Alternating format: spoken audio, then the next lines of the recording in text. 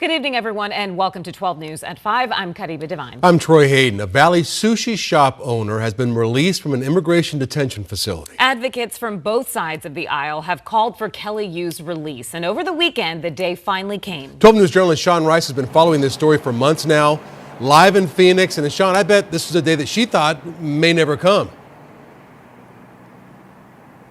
Yeah, Troy, that's absolutely right. And Kelly Yu is the first person to admit that she did it the wrong way. She crossed our border illegally at our southern border over 20 years ago. And because of that decision, Kelly Yu has really faced an uphill battle when it comes to getting a pathway of any kind to permanent citizenship, something she really does want here today. But on Friday, a day she had waited for nearly a year came to fruition. She experienced a reunion, not only with her restaurant, but her family as well.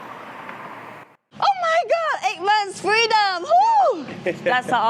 I really did. I really did that. Jumping for joy as Kelly Yu was greeted with yellow roses by her daughter Zita and other family members. This is the first time she has shared an embrace with them since May 2025. Everything is unknown, and it's just make it more nervous. And are they gonna deport me today, or are they gonna be am I able to get released after 180 days? Kelly has owned and operated 2 Kauai locations in Glendale and Peoria for years. She's known for greeting her guests with kindness and a sense of humor. She crossed our southern border illegally over 20 years ago, and attempts to gain asylum have been unsuccessful. Kelly has no criminal record and is known for giving back to the Peoria community. She does have what is called a final order of removal, which allowed for ICE to put her in that detention facility in Eloy while they awaited travel documents from China. She was told deportation would follow shortly after. No, not easy. It's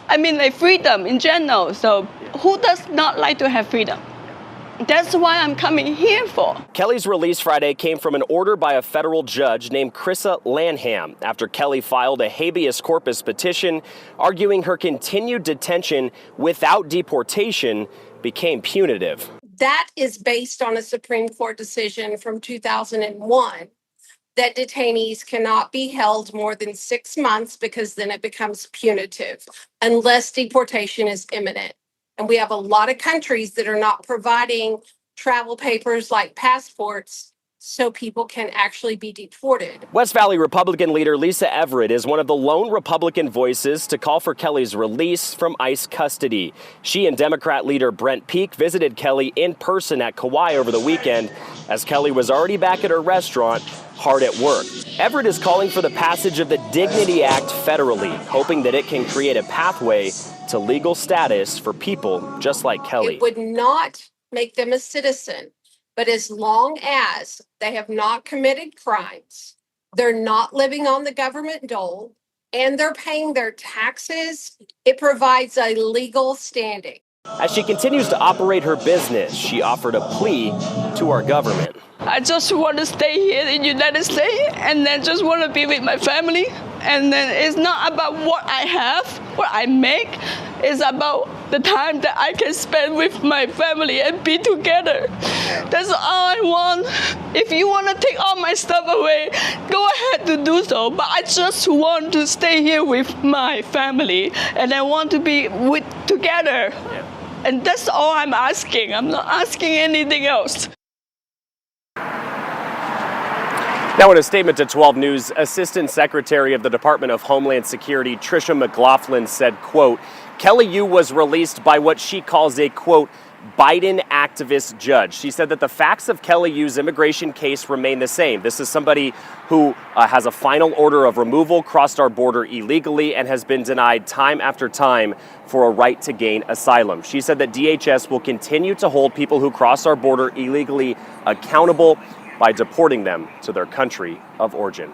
We're live in Phoenix. Sean Rice, 12 News. And so, Sean, just to be clear, this is not over for her. If China tomorrow decided to issue paperwork that she could be deported, that could be it, correct?